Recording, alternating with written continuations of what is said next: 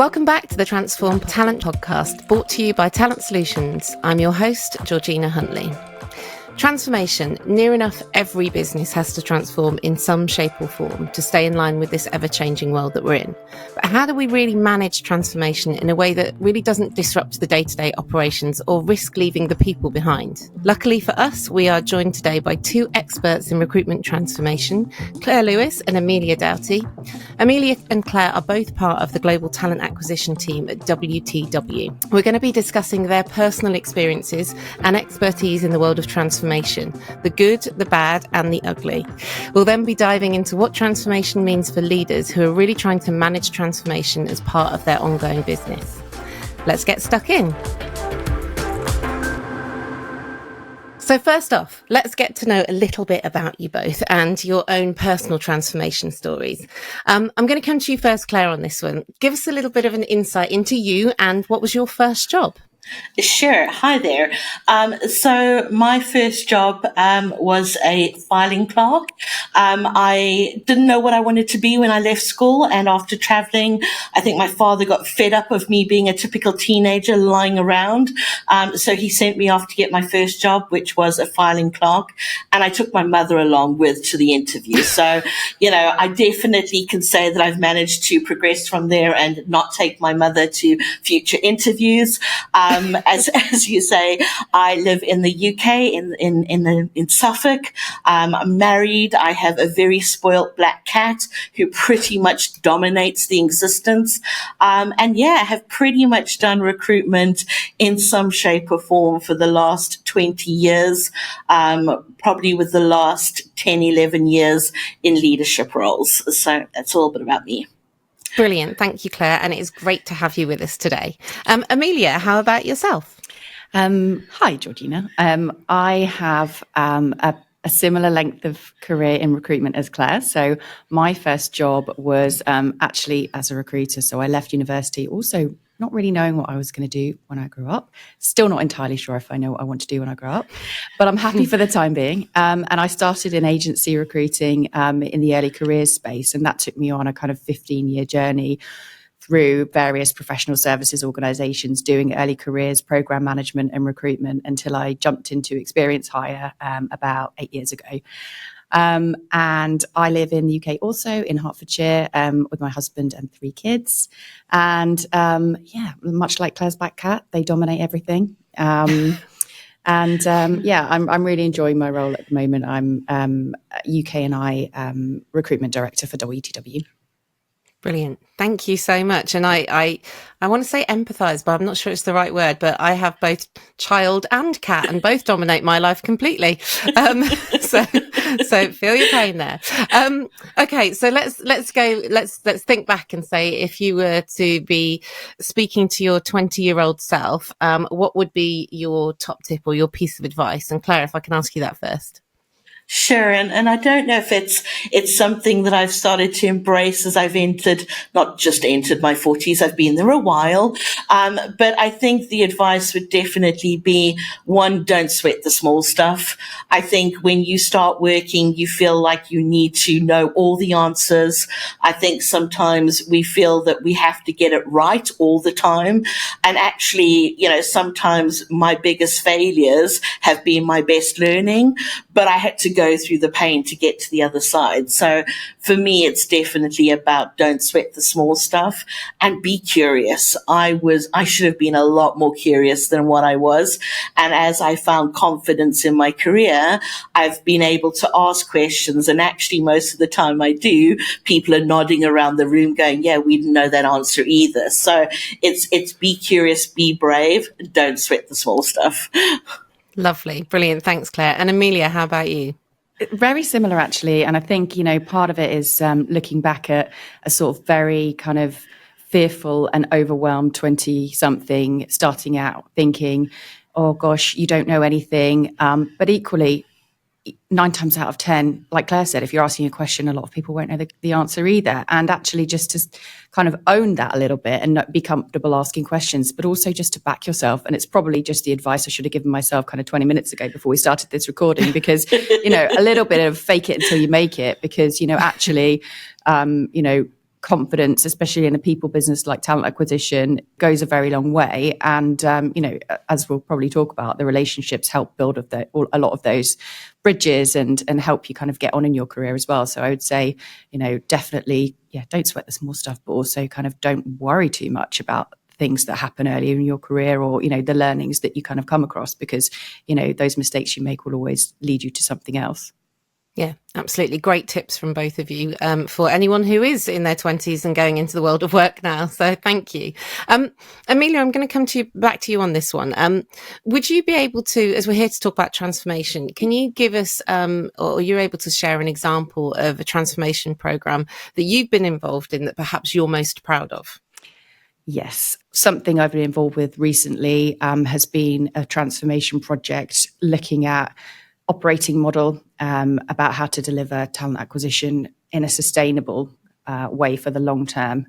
And I suppose kind of the biggest challenges have also been the biggest learnings from this type of transformation, where you're kind of thinking about how you resource talent acquisition, what kind of manpower you need and where, and all of these kind of big questions about how your people business and the people who are very client and candidate facing interact with your target population.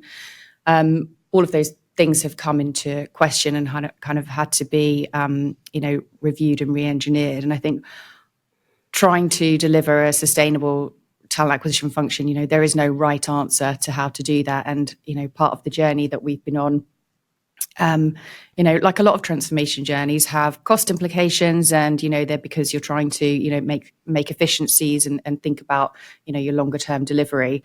And I think this particular project has kind of looked at, in a relatively short space of time, how to effectively work with a team that has had to change in lots of different ways that have been quite unsettling and quite dynamic for the team and for the business. And I think the good things that have come out of it have been real good collaboration with all parts of talent acquisition across the business, in terms of the recruiting operations team, the global talent acquisition leadership, and every recruiter on the ground who's had a part to play in managing the business and managing the change communication and all of that messaging with the business. So having to kind of re-engineer and refocus your personnel and your all of the people that you've got in talent acquisition is very it's a huge part, because you are your resources, you are your people in talent acquisition.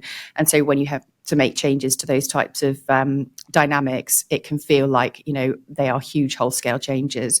But from my perspective, it's been a successful transformation thus far, and obviously transformation is a journey. But I think that in terms of trying to turn a big project around in a short space of time, with a budget in mind, with limited information, everyone's doing something for the first time, it will always have challenges. There'll always be bumps in the road, and like Claire said, you'll make mistakes and you'll learn along the way. And actually, with something like this, you never know how it's going to land until you're actually doing it a lot of the time. So I'm proud that we've gone through it and we've retained composure and our sanity. And a lot of people are still here at the other side of this big project. But of course, it feels very consuming at the time. But likewise, ultimately there are business goals to achieve, and it's not personal. And I think that coming out of the other side of this project, it's been a lot of hard work, but some really good rewards. Brilliant. And it's really lovely to hear you talking about pride of something that, or identifying that pride isn't about perfection.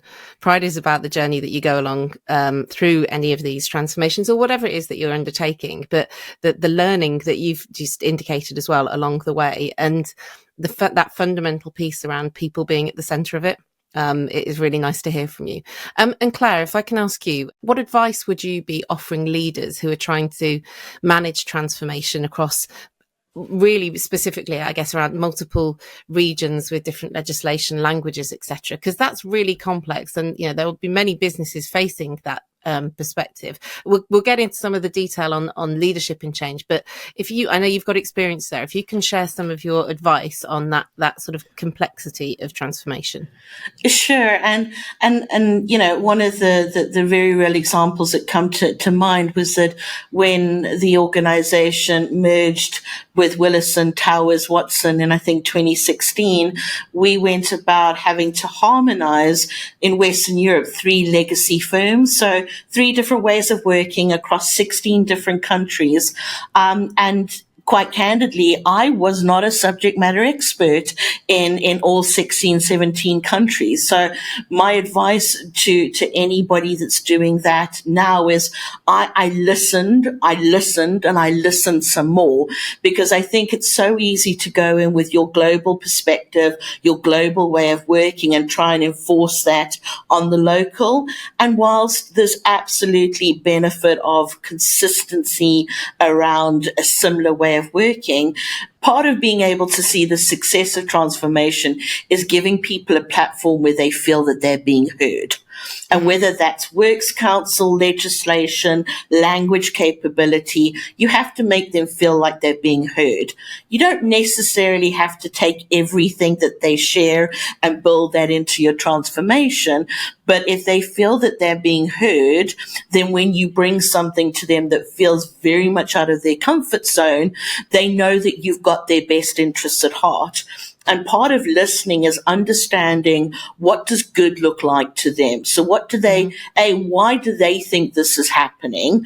B, what is important to them from a goal perspective? Because hopefully you can then bring the initiative of the transformation and marry it with what they want to achieve. So, to any business leader, they have a P&L. They want to improve their profits. If we find a more sustainable way of working, then that means more profit for their P&L, opportunities to grow, etc. So for me, it was definitely when we harmonized ways of working in Western Europe, I spent a lot of time, and it wasn't just with senior leaders. It was about talking to people also that did the doing, because sometimes it's very easy to focus on one group. You have to understand how this change is going to impact from the top all the way down, and that way you get to take everybody along the journey. They didn't always like what I was proposing, but I think it got to a point where they understood that they trusted me to act in their best interest. And I think that's the advice that I give to leaders, is if you listen, get to their level, then you can take them on the journey with you. Yeah, hugely important. The hearts and minds piece of understanding each person's different perspective, or each party's, each group's different perspective, to be able to then articulate the benefit, the reasons that plays to what they need to hear, or what their sort of the value is for them is really important. Thank you. Absolutely. We want to talk about, or we're going to move into speaking a little bit more about how to tackle transformation a bit more deeper from the lens of a business leader. So as employees who are currently navigating or thinking of starting a transformation stage in their business, to give them some sort of top tips, ideas, sort of thoughts from both of your experiences and expertise. So Claire, if I can come back to you on this one, we talk about, we're constantly going through transformation, or there's plenty more transformation on the horizon, but how do business leaders know when it's the right time to start thinking about transformation? That's a really good question. And I think, I've been lucky enough to work for a variety of organizations in a variety of locations. And I think, the common theme is that the way that technology is evolving means that we're always transforming in some shape or form. If you as a business are not transforming, then I worry about your sustainability. So I think it's about getting comfortable with the uncomfortable. And even as a leader, there have been many times where I've had to deliver a transformation initiative that I didn't necessarily agree with. I didn't necessarily fully understand, and perhaps possibly didn't think it was the right thing at the right time. But I think as a leader, I needed to be able to, in an authentic way, get my team on board and go, all right, let's find the positives. Let's understand why we're doing this and what are the benefits of it. Because when people hear transformation, they often go to the negative. Oh, cutting of jobs, pain, change. I'm seeing, things out of my control. And if you can try and focus on, well, transformation, like the idea that, or the example that Amelia shared, that's allowed us to invest in our team. That's allowed us to invest in technology. So yes, there's no doubt that part of the change has been uncomfortable. Actually, it's allowed us to be more sustainable for a future. And I think that's when, if we can try and take some of the mystery or the pain out of transformation and see it as a good thing, I think people will be more open to it. But the rate in which things are changing with technology, with ways of working, I think if you're not constantly evolving, you're going to get left behind. Yeah, agree. It's a real critical sort of element that we talk about a lot in our workplace, is building the change muscle in our leaders so that they're constantly, constantly in change mode, I suppose, and helping to bring their people along the way with the same sort of mindset. Yeah. And speaking of transformation, and I suppose from the lens of a leader, but also with thinking of the employees that are involved, Amelia, what are the, I mean, it may sound obvious, but what are the pros and cons of transformation? And we've touched on it slightly, but if you can share a bit more of your perspective on that. Yeah, and I think Claire's, rightly identified so many of the pros. And I think, I was actually having conversation this morning, bringing a third party up to speed about what we've been doing. And, and they were the feedback was, gosh, that sounds huge. And what a big upheaval. But of course, my response was that actually, if you think about it as an opportunity, not only from a professional individual perspective to go through such a great big project and change, actually opportunities for all individuals, to progress their career or move into slightly different roles or take a lateral move. From a people perspective, those opportunities and chances are always there. But I think, exactly as Claire said, I think there are so many opportunities to think about,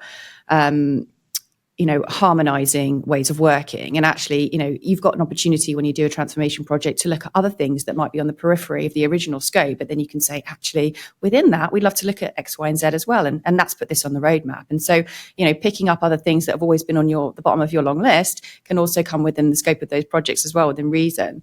And like Claire said as well, we've been able to create some more sustainability in our model, which means we're able to use some investment and work towards some great new pieces of kit and technology that's going to improve the lives of all of our recruiters and hiring managers and candidates. So other than the obvious cost saving and keeping up with your competitors, I think you don't want to get left behind, and those are some of the key pros. I think obviously there's pain points and it isn't easy and it's hard work as well. I definitely feel as though you do feel like you've been through something quite huge when you're going through a transformation on a personal level, but it's always I think in my experience it's been worth the pain to come out the other side and see what you've delivered, from a point of pride, but also obtaining those business objectives and meeting the goals that have been set out, where at the beginning of the project they felt absolutely unachievable, and realizing that with a really great team behind you, you can actually do that. Claire and I have had each other's backs and worked through this, quite closely. Ultimately, we couldn't be prouder of where we've got to in this period, and we're not there yet. But it's been a journey, as it always is. And like you say, the old adage, it's the only constant, isn't it? So I think I like that change muscle quote that you talked about, Georgina. I think that's so true. And I guess one of the cons, if I could add in, is that I think you have to be very clear about why you're transforming, and don't just transform for transform's sake. And, not just in terms of the example that Amelia's given, but a couple of projects that I've worked with over my career, the ones that went well were where there was good planning and we used the data to help inform the decision, because sometimes it's based on a feeling or a perception or a stakeholder that's maybe complained that I don't see any value add. If you plan, reference it back to data, then your plan, it's not foolproof. We're still learning, but at least you've got a clear scope of what you're trying to achieve. And I think a con would be on the projects that I've worked with, and certainly, they're few and far between, but it's where we weren't clear on what we were looking to transform and change. And it was based more on a perception or a murmur rather than good old fashioned data that allowed us then to measure whether, what does good look like? So that's the only thing I'd add from a con perspective. Yeah, no, that's a great shout. And when we talk, both of you have mentioned some of the pains of going through change from a people perspective. So, Claire, if I can carry on with you there on asking you some sort of tips on strategies for coping with change, would be great to hear from you. Sure. And I think, the one thing, and I touched upon it earlier, is about authentic messaging. I think, if you show up and you try and pretend that everything's rosy and perfect, then you're going to lose people along the journey. And we all know about the change curve. And I think when you first hear about it, you go into almost that toddler phase where you're like, I want to throw my toys out my cart, stamp up and down. And that's okay. Find a mentor or a coach or a safe space where you can just go, I don't get it. I don't like it. But then you need to be able to move on from that. And that's where, I've always found a philosophy that's worked well for me, and that it's surrounding myself by people that will allow me to have the pity party when I need to, but then also to say, all right, Claire, you need to get over yourself now and we need to move forward. And we can't change it. We can't change the past. So, let's get on this together. And Amelia will know this because, she's worked with me now for a little over a year. Humor.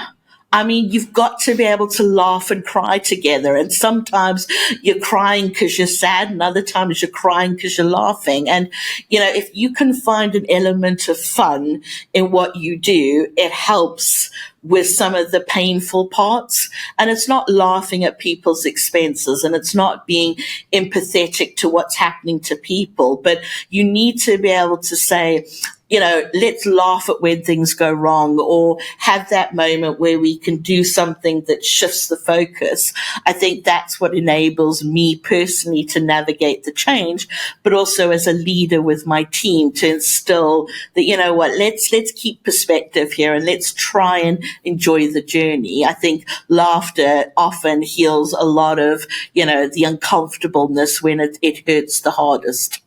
I love that, Claire. This is, we're talking about serious topics, and it's, we need to put some of the fun back into it. So yeah, great that you've pointed that out. Amelia, on this point around strategies for coping with change, is there anything additional that you'd want to add from what Claire's shared with us? I think, it kind of partly comes down to how you communicate what you're going through as well with your stakeholders, because I think, to the earlier points about it's not within our control, and this isn't something that we'd necessarily come up with by ourselves or think that even is a good idea a lot of the time, actually kind of buying into the messaging from a business perspective is what you're paid to do. So, to that extent, get on with it. But also, when you know the answer, be transparent about it to the extent that you can, because a lot of people will have a lot of questions and they might be asking questions you don't know the answer to. And if you don't know the answer, it's simple. It's simple. And where you do, to try to be as transparent as possible. And I think not only, coping with change, from your own perspective, because, we've all had our tantrums about what we were going through, but also then, the people who are impacted around you, and a lot of the, if it ain't broke, don't fix it mentality, where actually people don't see a problem with what you're doing in a certain way, but actually if there is a better way, why aren't we looking at it? And sort of, having that kind of open questioning, well, why not rather than why mentality, and sort of almost throwing it back to people. But, coming at it with data as well, like Claire said, is hugely valuable, and thinking about kind of, the bigger scale wins that you can have as a result of this type of transformation project has helped us somewhat. And we talk about, we talk about you guys leading change and supporting in transformation. But how have you been able to navigate change, or if a leader that is listening, when change directly impacts you and you're part of delivering that change? I don't know, Claire, if you've got any sort of advice on how you've been able to navigate change when it's impacting you directly. Yeah, it's easy sometimes to preach, isn't it? About here's the best practice, and how do you actually put that into your own practice, Claire? Well, not so much. I think it's balance, and it's being able to, I'm a huge advocate for mental health. And I think sometimes it's about being able to say, look, today is not a good day and I'm going to walk away and I'm just going to take some time for me and I'm going to come back tomorrow. Or being able to raise your hand and say, look, I'm really struggling with this. And I think regardless of whether you're a senior leader or whether you're, it's your first job and this is day one, I think being able to navigate and through that balance is so important. And I definitely am not going to go on a pitch of healthy eating and all those good things, but you find what works best for you. Mm-hmm. And if you're having balance, then it helps you navigate through some of those difficulties. And for me, it's a little bit crazy, but my office at home, I kind of built like my sanctuary. So my husband doesn't like pink. My office is covered in pink. And that's just my safe space. And, when I'm having a really difficult day, I look at some of, I've got some funny memes on the wall and I light a candle or I open the window and I look out. I live in the country, so I look and see the trees, and it just allows me to stop and breathe and just pause. And that sometimes helps reset. So I think, do whatever, whether it's exercise or meditating or running or drinking wine, whatever it is, I'm again a huge fan of wine. I think it is about being able to stop and give yourself the freedom to feel what you're feeling in that motion.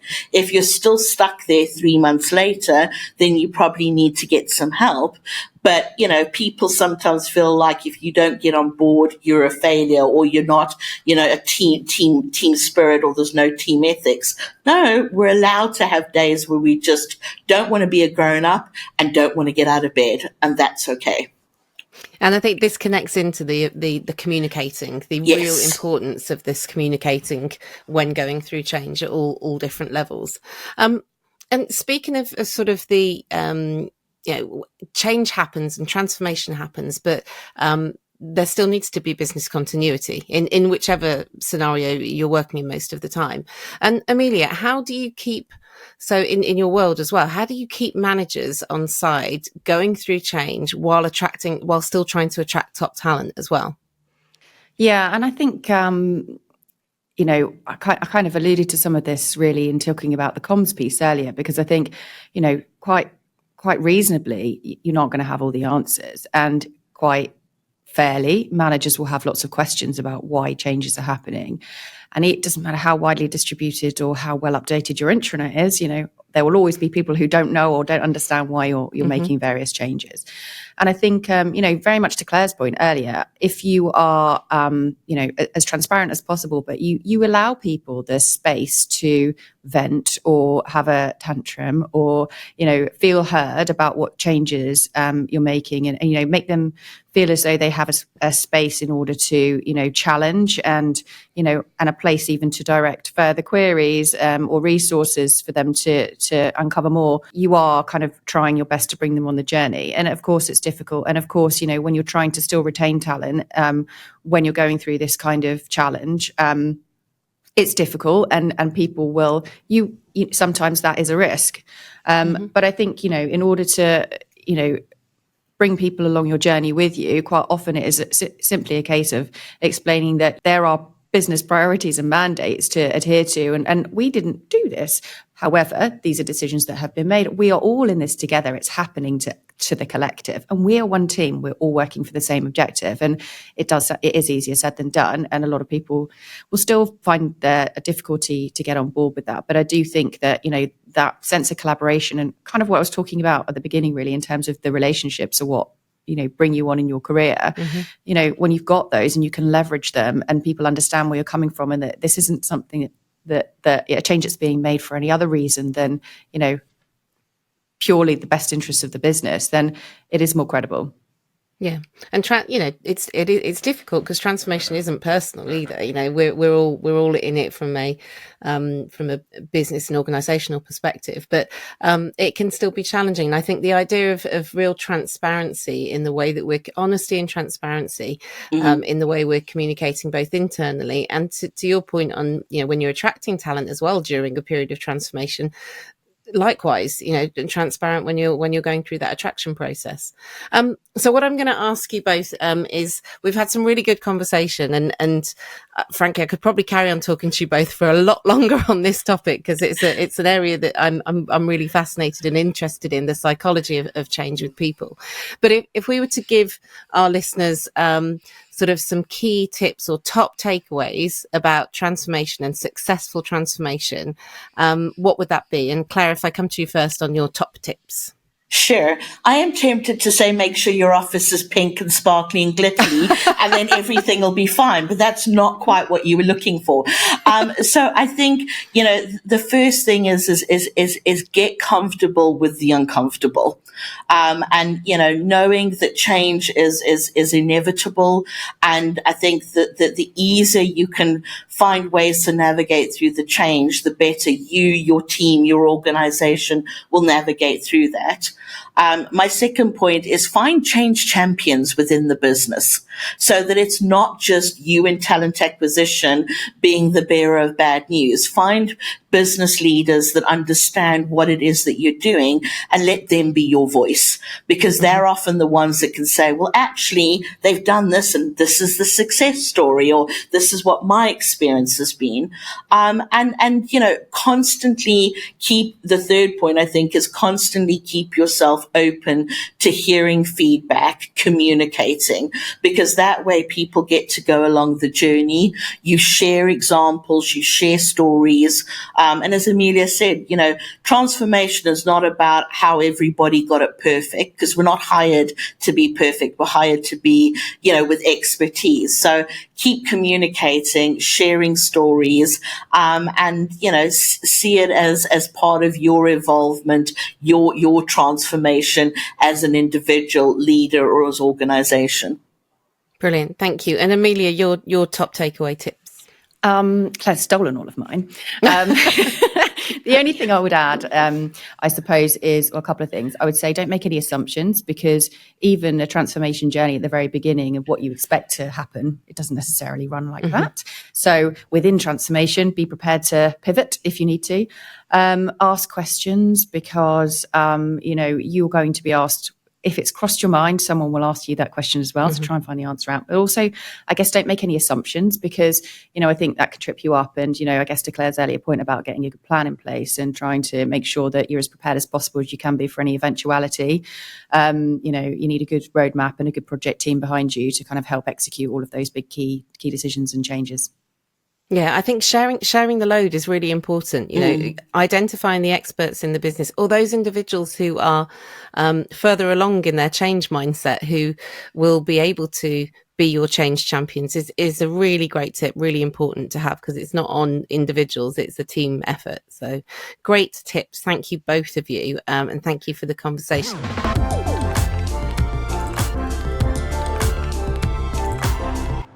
I'm going to wrap us up on our fun question that we always like to do at the end of our podcasts. And I'm going to come back to you, Claire, first, and ask you, speaking of transformation, if you could transform into an animal or an object, what would it be and why? Ooh. So for me, when I get asked this question, it's a little bit of a toss-up between, I love the idea of being able to fly. So I don't want to be, an average little bird. I'd like to be a powerful eagle so you can dominate the skies. But then I also just think, dolphins. Who doesn't love dolphins? I mean, water is like my happy place. It's calming. And dolphins always just seem to be super happy, and people are always excited to see them. So maybe I'll go with a dolphin. Okay, excellent. Thank you. Very cute indeed. I was expecting the cat to come in then, but no, it wasn't. It was a curveball then. I'm sure you'd like to be transformed into your own cat, Claire, because I know he gets. Yeah. If I could guarantee that, then absolutely. And Amelia, I'm going to throw a different one at you. So just to mix it up a bit, what is your? I say is making the assumption. What's your karaoke song?